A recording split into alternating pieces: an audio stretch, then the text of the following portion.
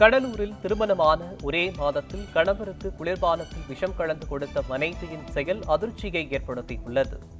Iron கருவேம்பாடி கிராமத்தை சேர்ந்த சுந்தரமூர்த்தி தனது மகன் கலையரசன் மீது தாக்குதல் நடத்தியதாக போலீசிற்கு மனு அளித்தார். அதில் கடந்த ஜனவரி 26ஆம் தேதி ஷாலினி என்ற பெண்ணை கலையரசன் திருமணம் செய்ததாகவும், ஆனால் ஷாலினிக்கு திருமணத்தில் விருப்பமில்லை என்றும் கூறியுள்ளார்.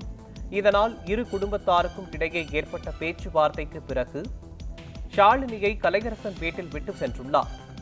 இதையடுத்து கடந்த 20ஆம் தேதி ஷாலினி கலையரசனுக்கு கூல்ட்ரிங்க்ஸில் விஷம் கலந்து கொடுத்ததாக தெரிகிறது. இதை அறிந்த உறவினர்கள் கலையரசனை மருத்துவமனையில் அனுமதித்தனர். இச்சம்பவம் குறித்து தகவல் அறிந்த போலீசார் வழக்கு பதிவு செய்து விசாரணை மேற்கொண்டனர்.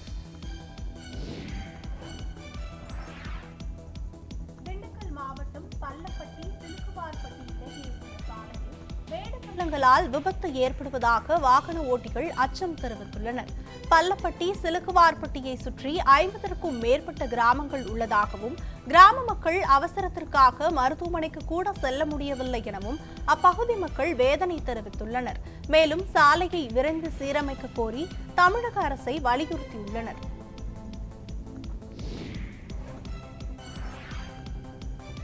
கிருஷ்ணகிரி மாவட்டம் பழையபேட்டையில் உள்ள அங்காள பரமேஸ்வரி அம்மனுக்கும் சிவனுக்கும் திருக்கல்யாண உற்சவம் வெகு விமரிசையாக நடைபெற்றது.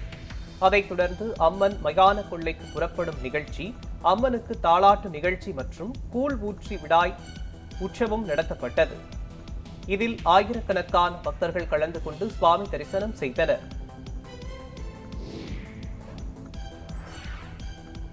மயிலாடுதுறை மாவட்டம் தரங்கம்பாடியில் எலக்ட்ரிக் ஸ்கூட்டர் பேட்டரி சார்ஜ் செய்யும் போது பேட்டரி வெடித்து சிதறியதில் 25 லட்சத்திற்கும் மேற்பட்ட எலக்ட்ரானிக்ஸ் பொருட்கள் சேதமடைந்தனர். சிங்காரவேலர் தெருவை சேர்ந்த மீனவர் ராஜீவ் காந்தி கப்பல் போக்குவரத்து, படகு இன்ஜின், மீன்பிடித்தல் உள்ளிட்ட பல்வேறு உதிரி பாகங்களை வாங்கி விற்பனை செய்து வருகிறார். இவரது மனைவி எலக்ட்ரிக் ஸ்கூட்டர் பேட்டரியை கழற்றி வீட்டில் உள்ளே சார்ஜ் போட்டபோது திடீரென பேட்டரி வெடித்து சிதறியது. தகவல் அறிந்து வந்த தீயணைப்பு துறையினர் தீயை கட்டுக்குள் கொண்டு வந்தனர்.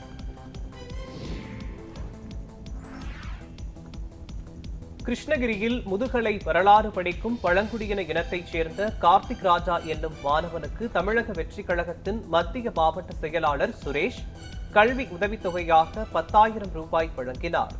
மேலும் கார்த்திக் ராஜா குடும்பத்தினரின் ஏழ்மை நிலையை கருத்தில் கொண்டு 1 மாதத்திற்கு தேவையான அத்தியாவசிய பொருட்களையும் வழங்கினார். இந்த நிகழ்ச்சியில் மேற்கு மாவட்ட செயலாளர் வேந்தர் கரசன் மற்றும் பொருளாளர் தொல்காப்பியன் உள்ளிட்ட ஏராளமான பொறுப்பாளர்கள் கலந்து கொண்டனர்.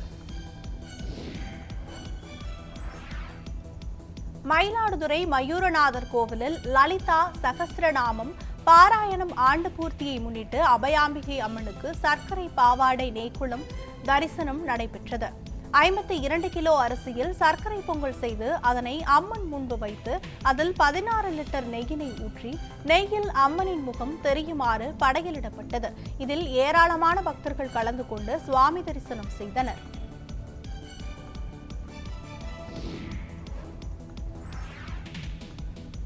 திருவள்ளூர் மாவட்டம் திருத்தணி சுப்பிரமணிய சுவாமி கோவிலின் மாசி மாத பிரம்மோற்சவம் கொடியேற்றத்துடன் தொடங்கியது.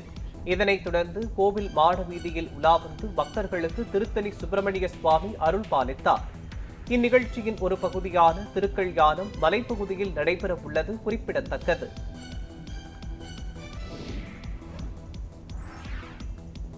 ராணிப்பேட்டை மாவட்டம் அரக்கோணம் அடுத்த பெரிய கைனூர் கிராமத்தில் செல்வ மகாகணபதி பிரசன்ன ஆஞ்சநேயர் கோவிலில் கும்பாபிஷேகம் வெகு விமரிசையாக நடைபெற்றது. கும்பாபிஷேகத்தை முன்னிட்டு ஆஞ்சநேயருக்கு சிறப்பு அபிஷேகம், தீபாராதனை நடைபெற்றது. இதில் திரளான பக்தர்கள் கலந்து கொண்டு சுவாமி தரிசனம் செய்தனர்.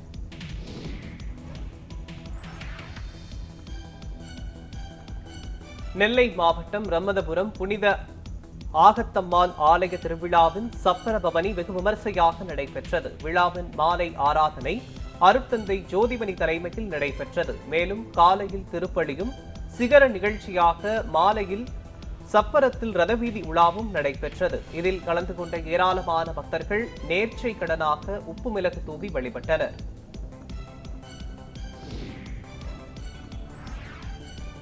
செங்கல்பட்டு மாவட்டம் திருப்போரூரில் கந்தசுவாமி கோவில் மாசி பிரமோற்சவம் பெருவிழா கொடியேற்றத்துடன் கோலாகலமாக துவங்கியது.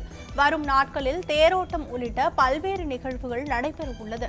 கொடியேற்றத்தில் திரளான பக்தர்கள் கலந்து கொண்டு சுவாமி தரிசனம் செய்தனர்.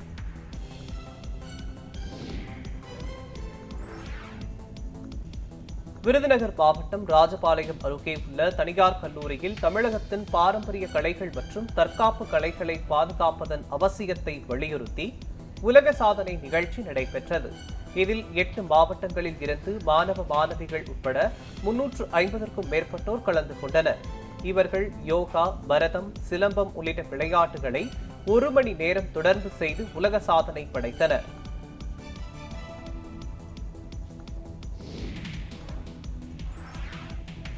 நகரேசு காஞ்சி என்று அழைக்கப்படும் காஞ்சிபுரத்தில் காமாட்சி அம்மன் பிரமோற்சவம் கொடியேற்றத்துடன் தொடங்கியது. இதைத் தொடர்ந்து சிவாச்சாரியார்கள் தங்க கொடிமரத்தில் சிம்ம வாகனத்தில் அமர்ந்தவாறு காமாட்சியம்மன் உருவம் பதித்த கொடியினை தங்க கொடிமரத்தில் தீபாராதனை காட்டினர். பின்னர் முதல் நாள் காலை வெள்ளி ரிஷப வாகனத்தில் லட்சுமி சரஸ்வதி தேவியுடன் காமாட்சியம்மன் எழுந்தருளி பக்தர்களுக்கு அருள்பாலிக்கிறார். கன்னியாகுமரி மாவட்டத்தில் விடிய விடிய பெய்த மழையால் சாலையில் தண்ணீர் பெருக்கெடுத்து ஓடியது. மாவட்டத்தில் அதிகபட்சமாக கோழிப்போர் விளை பகுதியில் 152.4 மில்லிமீட்டர் மழையும், மாவட்டம் முழுவதும் 39.72 சென்டிமீட்டர் மழை பதிவாகியுள்ளது. மேலும் மேற்கு தொடர்ச்சி மலைப்பகுதிகளில் மழை பெய்து வருவதால் பேச்சிப்பாறை, பெருஞ்சாலி மற்றும் சிற்றாறு அணைகளிலும் தண்ணீர் வர துவங்கியுள்ளது. திருவண்ணாமலை மாவட்டம் சேத்துப்பட்டு அருகே ஆவணியாபுரம் கிராமத்தில் அமைந்துள்ள அங்காளம்மன் கோவிலில் மாசி மாத மயான கொள்ளை சூறை விழா வெகு விமரிசையாக நடைபெற்றது. அம்மனுக்கு படைப்பதற்காக கொழுக்கட்டை மற்றும் தானிய வகைகள் சுமந்து மேலதாளங்களுடன் கிராம மக்கள் ஊர்வலமாக கோவிலுக்கு சென்றனர். இந்நிகழ்ச்சியில் பல்லாயிரக்கணக்கான பக்தர்கள் கலந்து கொண்டு சுவாமி தரிசனம் செய்தனர்.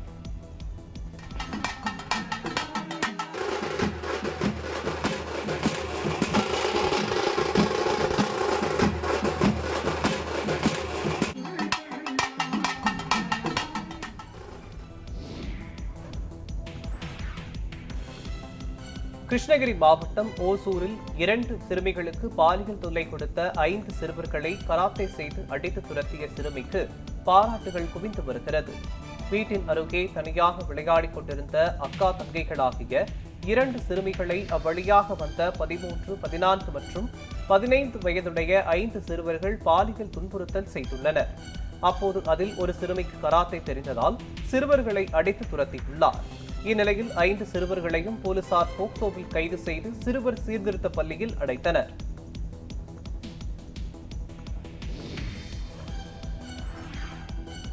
திருநெல்வேலி, தென்காசி மாவட்டங்களில் பெய்த தொடர் கனமழையால் தாமிரபரணி ஆற்றில் நீரின் வரத்து இயல்பை விட அதிகரித்து செல்கிறது. தொடர் மழை காரணமாக தாமிரபரணி ஆற்றின் கிளை ஆறுகளான கடனா நதி, ராமநதி உள்ளிட்ட ஆறுகளிலும் தண்ணீரின் வரத்து இயல்பை விட அதிகரித்தது. எனினும் பொதுமக்கள் எந்தவித அச்சமும் இன்றி தாமிரபரணி ஆற்றில் வழக்கம் போல் நீராடி வருகின்றனர்.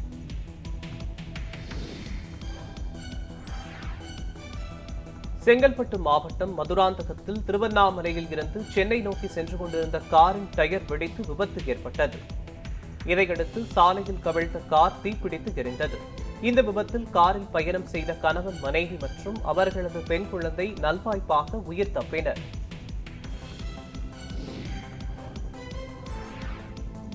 செங்கல்பட்டு மாவட்டம் மதுராந்தகம் அருகே திருவண்ணாமலையில் இருந்து சென்னை நோக்கி சென்ற காரின் டயர் வெடித்து விபத்து ஏற்பட்டது. காரில் இருந்த கணவன், மனைவி மற்றும் ஒரு பெண் குழந்தை அதிர்ஷ்டவசமாக உயிர் தப்பினர். தகவல் அறிந்த தீயணைப்புத் துறையினர் காரில் ஏற்பட்ட தீயை அணைத்தனர்.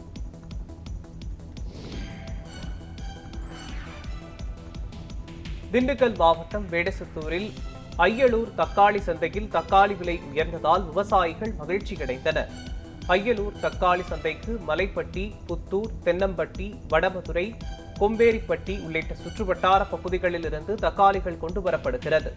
இதில் தக்காளியின் விலையானது 1 கிலோ 35 முதல் 40 ரூபாய் வரை விற்பனையானதால் விவசாயிகள் மகிழ்ச்சியடைந்தனர்.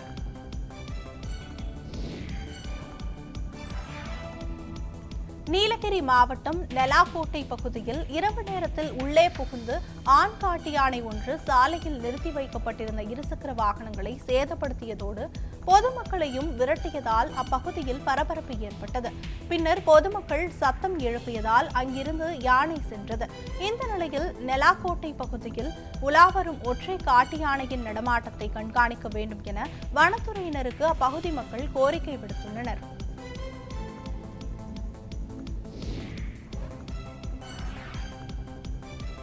சேலம் மாவட்டம் ஓமலூர் பேரூராட்சியில் குண்டும் குழியுமாக உள்ள சாலைகளை சீரமைத்து புதிய சாலைகள் அமைக்க பேரூராட்சி தலைவர் மற்றும் அமைச்சர் ராஜேந்திரனிடம் அப்பகுதி மக்கள் கோரிக்கை வைத்தனர். கோரிக்கையை அடுத்து கலைஞர் நகர்ப்புற மேம்பாட்டு திட்டத்தில் 1 கோடி ரூபாய் ஒதுக்கப்பட்டு சாலைகளை சீரமைக்கும் பணிகள் நடைபெற்று வருகிறது. இதனை பேரூராட்சி தலைவர் செல்வராணி மற்றும் அதிகாரிகள் ஆய்வு செய்தனர்.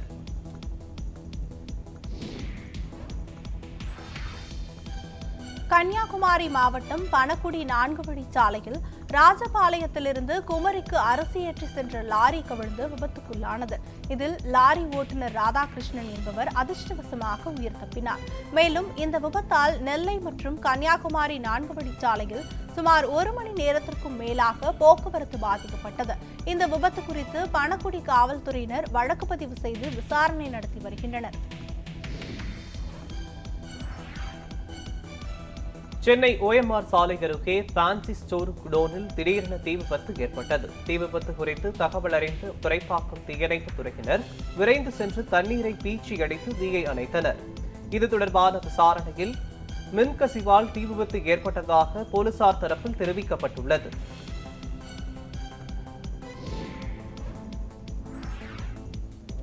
திருநெல்வேலி மாவட்டத்தையொட்டி மேற்கு தொடர்ச்சி மலைப்பகுதியில் மழையின் காரணமாக நம்பியாற்றில் தண்ணீர் வரத்து அதிகரித்துள்ளதால் திருமலை நம்பி கோவிலுக்கு பக்தர்கள் செல்ல வனத்துறை மீண்டும் தடை விதித்துள்ளது.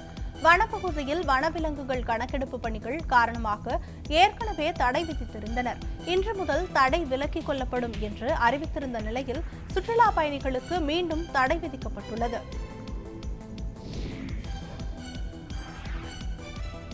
தஞ்சாவூர் மாவட்டம் பாபநாசம் அருகே உள்ள தனியார் பள்ளியில் வட்ட அளவிலான மாபெரும் குரான் ஓதும் போட்டி நடைபெற்றது. நிர்வாக இயக்குநர் தலைமையில் நடைபெற்ற இந்த போட்டியில் திரளான மாணவர்கள் ஆர்வத்துடன் கலந்து கொண்டு தங்கள் திறமையை வெளிப்படுத்தினர். சேலம் மாவட்டம் ஓமலூரில் அதிமுக ஆலோசனை கூட்டம் நடைபெற்றது. இதில் அதிமுக பொதுச் செயலாளர் எடப்பாடி பழனிசாமியை முதலமைச்சராக்க வேண்டும் என தீர்மானம் நிறைவேற்றப்பட்டது. அதிமுக ஆட்சியின் சாதனைகளை மக்களின் எடுத்து சொல்ல நிர்வாகிகள் கடினமாக உழைக்க வேண்டும் என கூட்டத்தில் தெரிவிக்கப்பட்டது.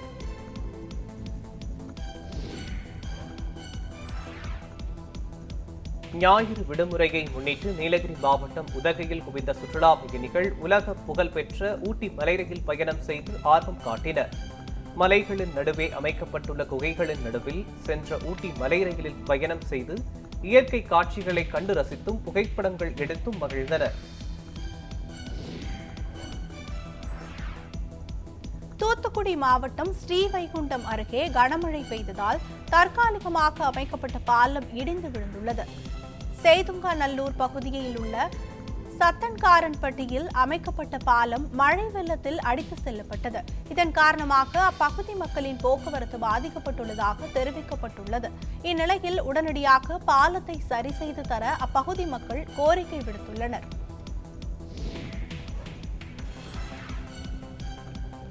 தஞ்சாவூர் மாவட்டம் பட்டுக்கோட்டை அடுத்த சித்துக்காடு கிராமத்தில் உள்ள சித்தி விநாயகர் ஆலய கும்பாபிஷேகம் வெகு விமர்சையாக நடைபெற்றது. 4 கால யாகசாலை பூஜைகள் நடத்தப்பட்டு புனித நீர் கலசங்களை கொண்டு கும்பாபிஷேகம் நடத்தப்பட்டது. வேத மந்திரங்கள் ஒலிக்க நடைபெற்ற இந்நிகழ்வில் திரளான பக்தர்கள் கலந்து கொண்டு சாமி தரிசனம் செய்தனர்.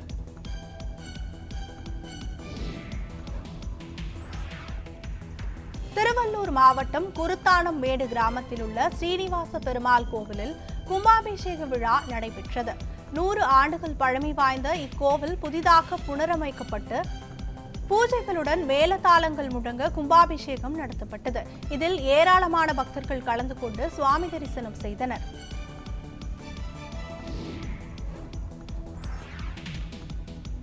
கச்சத்தீவால் மீனவர்களுக்கு எந்த பயனும் இல்லை என தமிழ்நாடு காங்கிரஸ் தகவல் அறியும் உரிமை சட்டத்துறை மாநில தலைவர் கனகராஜ் தெரிவித்துள்ளார். ராமநாதபுரம் மாவட்டம் பரமக்குடியில் காங்கிரஸ் பிரமுகர் இல்ல திருமண விழாவில் கலந்து கொண்ட அவர் செய்தியாளர்களுக்கு பேட்டியளித்தார். அப்போது தமிழக மீனவர்கள் விவகாரத்தில் மத்திய அரசு நாடகமாடுவதாகவும் மீனவர்களுக்கு பயனில்லாத கச்சத்தீவை மீட்போம் என்று கூறி வருவதாக தெரிவித்துள்ளார். தஞ்சாவூர் மாவட்டம் பாபநாசம் அருகே சித்தி விநாயகர் கோவில் குடமுழுக்கு விழா வெகு விமர்சையாக நடைபெற்றது. விநாயகர் ஆலயத்தின் கோபுர கலசத்திற்கு புனித நீர் ஊற்றப்பட்டு மகா தீபாராதனை காண்பிக்கப்பட்டது. தொடர்ந்து புனித நீர் பக்தர்கள் மீது தெளிக்கப்பட்டது. இதில் ஏராளமான பக்தர்கள் கலந்து கொண்டு சுவாமி தரிசனம் செய்தனர்.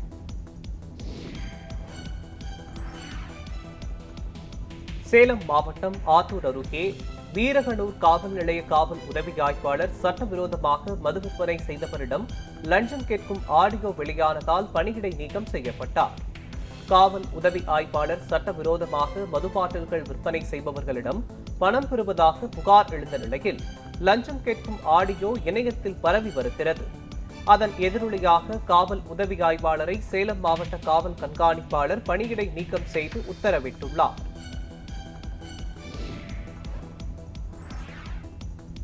சென்னை திருவொற்றியூரில் போதைப்பொருள் விற்பனை வழக்கில் ஒரு பெண் உட்பட 4 பேர் கைது செய்யப்பட்டனர். ரகசிய தகவலின் பேரில் சோதனை மேற்கொண்ட காவல்துறையினர் 4 பேரை கைது செய்ததோடு 4 லட்சம் ரூபாய் மதிப்புடைய போதைப் பொருட்களையும் பறிமுதல் செய்தனர். கைது செய்யப்பட்டவர்களிடம் தீவிர விசாரணையில் காவல்துறையினர் ஈடுபட்டுள்ளனர். தூத்துக்குடி அருகே கோவில்பட்டியில் இருசக்கர வாகனத்தை பள்ளி மாணவர் திருடி செல்லும் சிசிடிவி காட்சிகள் வெளியாகியுள்ளது. சாலைப்புதூர் இபி காலனியில் கணேஷ் என்பவர் கடையின் முன்பு இருந்த சிசிடிவி கண்காணிப்பு கேமராவை உடைத்துவிட்டு அருகில் கடை வைத்திருப்பவர்களிடம் இருந்த இருசக்கர வாகனத்தை மர்ம நபர் ஒருவர் திருடி சென்றதாக கூறப்படுகிறது. புகாரின் பேரில் போலீசார் விசாரணை மேற்கொண்டதில் வாகனத்தை திருடியது பள்ளி மாணவர் என்பது தெரியவந்துள்ளது.